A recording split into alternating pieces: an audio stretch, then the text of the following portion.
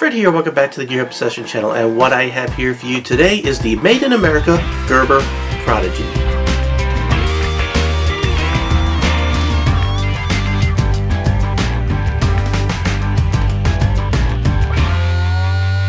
Just to let you know, I did purchase this with my own money in a actual brick and mortar Walmart, but you can get it a lot cheaper than I did by clicking the link I provided in the description box below, where right now it's running online at Walmart for 40 bucks. You could click on that link. It would help support my channel. I'd greatly appreciate it. Or, of course, you can buy it wherever you'd like. But check it out. Information in the description box below, including all the specs. So let's get started by looking at the packaging. Gerber Prodigy. By the way, this plain edge is discontinued, and they have a new version which is very similar called the Strong Arm, which replaced this particular one. Anyway, I provided links for this one. This is what I found at Walmart. So you have a ceramic coated blade. We could see if that makes it easier to cut through things. We'll test it out. Noise dampening MOLLE-compatible sheath, which you can see right there. Doesn't say specifically what that sheath is made of. They also state somewhere here that that sheath is made in China. What else do we have here? Fixed blade, sheath, full tang, tack hide handle, which is sort of like a rubber overmold kind of handle right there. Should be comfortable. 420 HC American stainless steel. Has a fine edge. 4.7 inch blade, states right there. And you have the proudly made in the USA, and they also have a limited lifetime warranty. Again, they reiterate the things we already covered there, and you can see there, designed engineered in Oregon, so specifically Portland, Oregon, and right there they do state right up front that the sheath's made in China. So here we have the Gerber Prodigy in its sheath. The sheath, again, made in China. And this is what came out of the package. You got a strap here, and you have the sheath itself. So you have your belt loop, or looks like it's MOLLE-compatible also. And what you could do is, if this is through your belt loop, you could use this strap that they included to put around your leg to help keep things from flopping around. The knife is secured using two button-held straps right here. I like that they didn't use Velcro, so you could very quietly, if you must, open this instead of loud Velcro, so I do prefer those buttons. Plus Velcro over time, as you use it, becomes less effective, so I do prefer these buttons. And then you just sort of, let's see, I guess you just sort of push, well, you just gotta pull. There we go. So you just pull it out. I guess you can, I'm trying to see if you can leverage your thumb on this a little bit. Yeah, you can sort of do that if you want to pull it out slowly. Let's see if I'm missing anything on the sheath. I do not see any place to put a stone or anything special like that. You do have Velcro there, but you shouldn't have to use that. But I do want to just sort of open this up a little bit just to see if there's anything else to this. And it doesn't look like it. Now, I'm trying to see if there's a drain hole on the bottom. And right in here, this is screwed, so you got to sort of unscrew this to get this off. But I can see some holes back in here. It's hard to see, but it looks like there's two holes that they had made for water to drain out of the sheath in case that gets filled up. It's naturally ambidextrous. You can put the knife into the sheath either way. There is no left or right, so it doesn't matter. So we went over most of the specs when we were looking at the container, but overall 9.75 inches, whereas the blade length is 4.75, and that's kind of interesting because the buck that I reviewed last actually is overall shorter. It's only 9.5, but the blade is longer at 5 inches, so you have more efficient use of space on the buck. Now, as far as the weight, this is 12.4 5 ounces with the sheath. Without the sheath, it is 7.21 ounces. So this sheath does have quite a bit of length, and it's also pretty bulky compared to the bucks. So, but some people do prefer this type of sheath. So again, that's kind of preference. If you were to ask me which one I like better, I like the smaller bucks. Although you have to, it didn't include the string to secure the bottom if you wanted to. Also, if you were bushcrafting, I think that the buck so far as this is concerned, I prefer this sheath over this bigger, bulkier one. And if you have a MOLLE setup, by the way, the sheath for the Prodigy is set up for your MOLLE-compatible setup. So that's one consideration to keep in mind. So let's look at the handle now. Gerber's approach to this is a rubber overmold, like you see with a lot of the knives that they produce, including, what's that guy's name? Oh yeah, Bear Grylls. Bear Grylls. Another thing about the Prodigy is it's based on Gerber's LMF II, but it's made smaller, lighter, thinner, and also cheaper than the LMF. So if you wanted something like the LMF II but you can't afford it, this is a good alternative. Now, just like the buck that I reviewed earlier, this is a drop point blade, and it's a fine edge all the way. However, you don't have the recurve that the buck has, so you get a little more belly with the buck Mesa than you do with the Gerber, which is more of just a straight up classic drop point.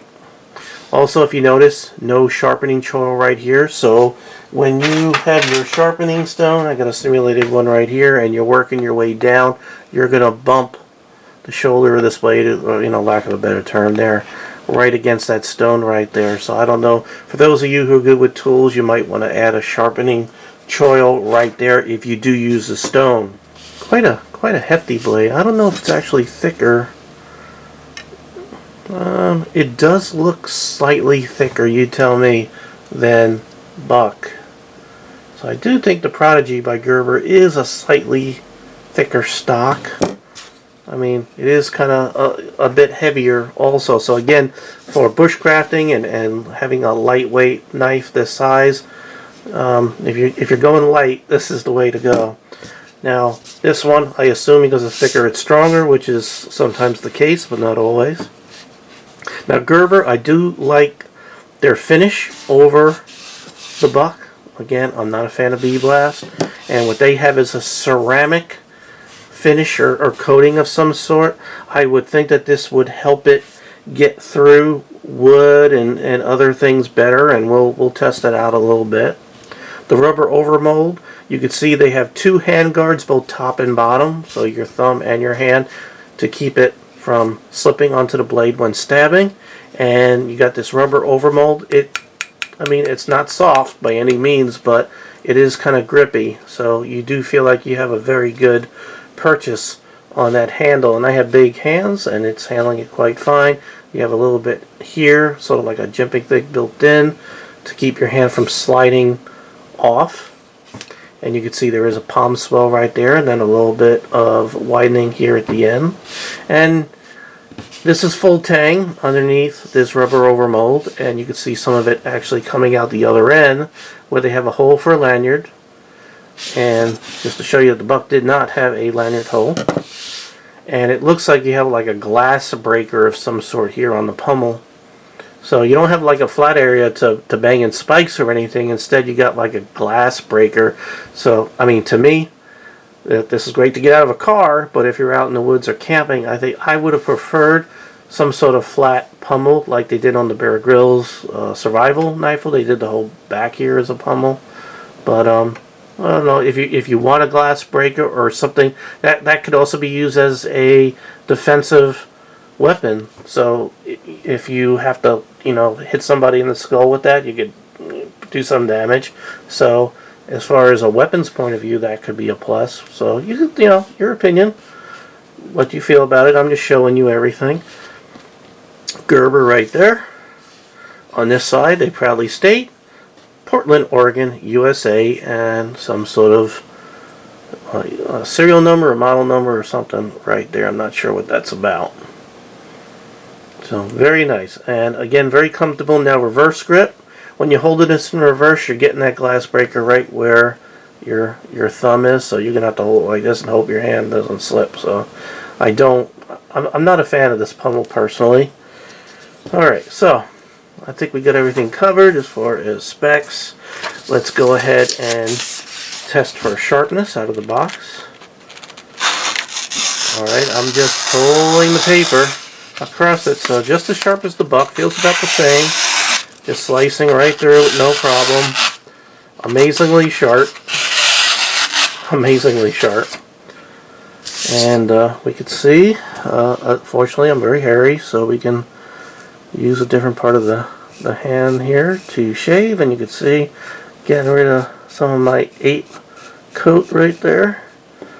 And we have lots of, it's harder to see on the blade edge there, but really good. Now, as far as the finishes, it's non-reflective, so that's pretty good. Just, you know, Be West also is non-reflective, but I do prefer this finish. The only thing I'm concerned about, and we'll see, you know, how easy does the coating come off. Some knives, they put a really nice coating on there, but it comes off easy, and then you no longer have the benefit of the coating, so then you're down to the metal. So you'll have to put some oil on there. But out of the box, because of that coating, the only thing you have to worry about protecting is that very, very sharp edge. I wanted to just put both of these side by side real quick because as new, before I possibly trash them, just so you could see what those blades look like side by side, how they look. You can see it is a little bit thicker in this direction here for this guy, where the belly on the recurve sticks out. And again, the scales are right there. And the handle. Alright, I got some cardboard. I just want to see how easy it passes through cardboard.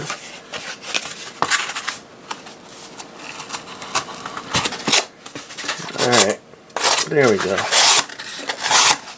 Very easy. Practically push cutting, so it glides right through. I'm hitting paper there because I have some wrapping paper, unfortunately.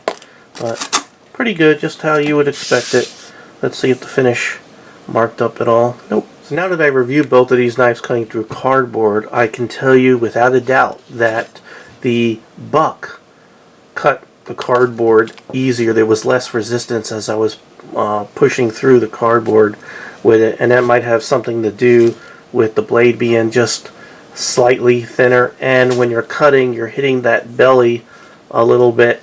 So you know, for whatever reason, I guess geometry, maybe blade geometry, the way that the grind is. Actually, you know what? I'm feeling the grind here on this guy, and this is not a hollow grind.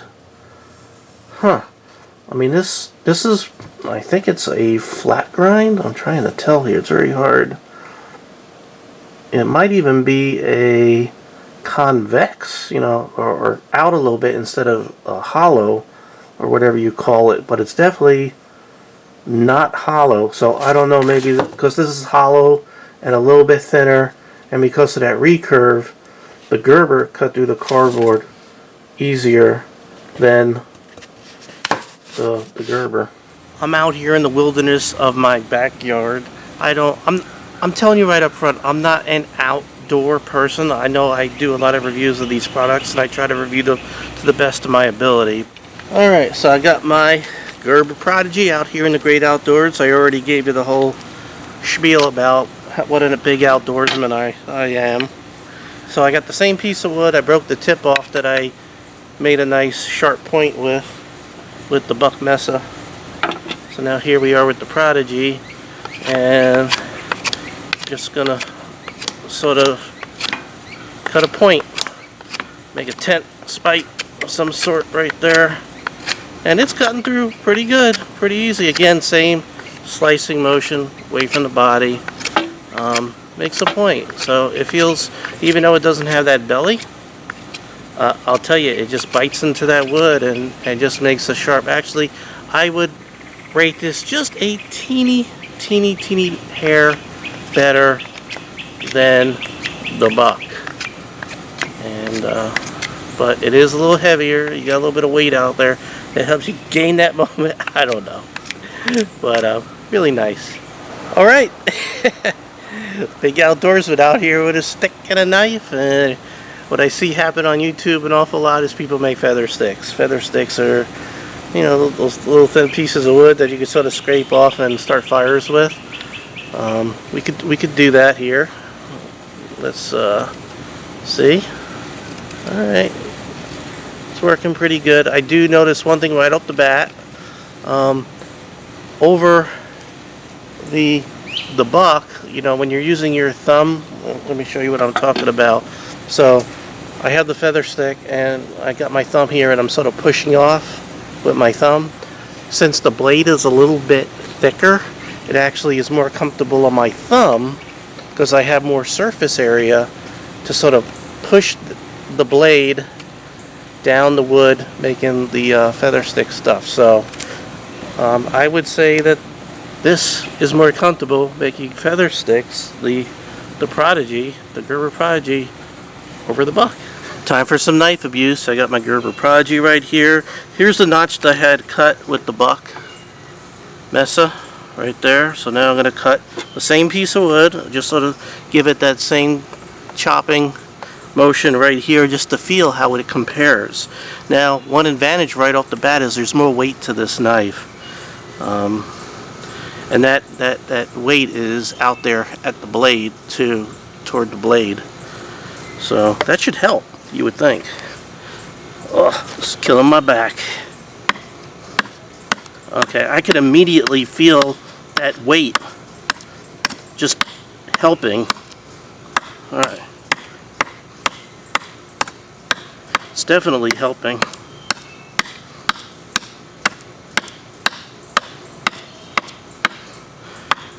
I don't know if I got more energy with this guy or it's in my head, but if you got a notch, you can see that was a shorter amount of time, and I definitely went a little bit deeper right there, and it was definitely easier chopping the wood with the Gerber Prodigy over the buck Mesa. Okay, remember my last video, sitting here with this piece of wood, batoning it with the buck Mesa? Well, now I have here the Prodigy by Gerber, same piece of wood.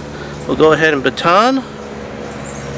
And again, I restate, this is knife abuse, not the proper position description of a knife. You should be using an axe, but if you don't have it, in a pinch, if this is your only tool, or you're bushcrafting, or you just like doing it, here we go.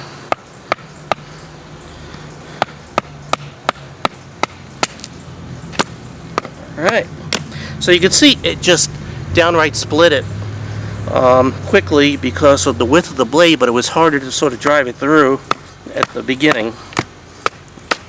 There we go, which is what you would expect from a wider blade such as that. But I would say that was about the same ease, but this starts splitting it quicker, however a little bit harder to drive through than the buck Mesa. Take that for whatever that's worth. Okay, just like I reviewed the last knife, the buck Mesa, I have the Gerber Prodigy, same piece of wood that I was digging for termites for the same reason. I'm hungry.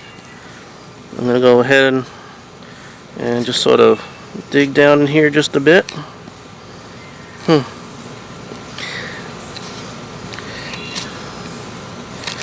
There we go. I think that it's weird that this part of the wood is just a little bit stronger than this part. I'm trying to be fair, so I'm moving over just a bit to where the wood's about the same. There we go. We're digging. Alright. There we go. Basically, oh, I see a big old fat termite there. Yummy, yummy. Getting some fiber too. Anyway, did the point hold up? There we go. So, good strong point. No problem. Alright. let's take a look at what this looks like after some knife abuse. Some people will consider it light, some will consider it heavy, whatever. The handle was very good. It didn't hurt my hand. I felt like I had good control the whole time, so really nice.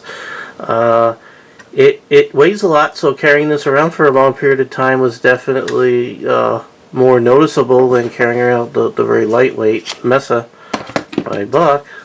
But when you start doing the heavy stuff, when you start having to swing and chop and baton with it, that extra weight that this thing has, adds to that energy. The mass and motion equates to the amount of impact and energy. That helps. The other thing I noticed, again, I'll reiterate it, is when making the feather sticks, I had more of a surface area for my thumb. So when you're sitting there having to feather stick and you're using your thumb to sort of push through, over time, the extra width of the blade actually made it more comfortable for my thumb. So just something I didn't expect. I don't know if any other reviewers had noticed that. I don't know if anyone has ever compared these two. Alright, we're wrapping up Made in America Week. I hope you enjoyed this series. I had a lot of fun. And we'll go ahead and finish up by determining whether or not the Prodigy is the knife right for you. And again, the strong arm replaces this, which is similar, but there is some differences. Maybe one day I'll review that if I come across it. But there are a lot of things I like and a lot of things I don't like about the Gerber Prodigy. Number one, I would have liked to see a sharpening choil, and again, the right there, because you got all the shoulder here. And as far as efficiency of the size of the knife, I think that the Buck Mesa did a better job. Well, you got a nice big blade and handle. It's lighter, it's smaller, but you get that bigger blade. Whereas on this guy, it's a smaller blade, and you got some wasted cutting area because this big shoulder right here with no sharpening choil. The glass breaker here, I don't know if it's a camping bushcrafting kind of thing. I would have rather have some sort of flat pommel to use to pound in tent spikes or something like that.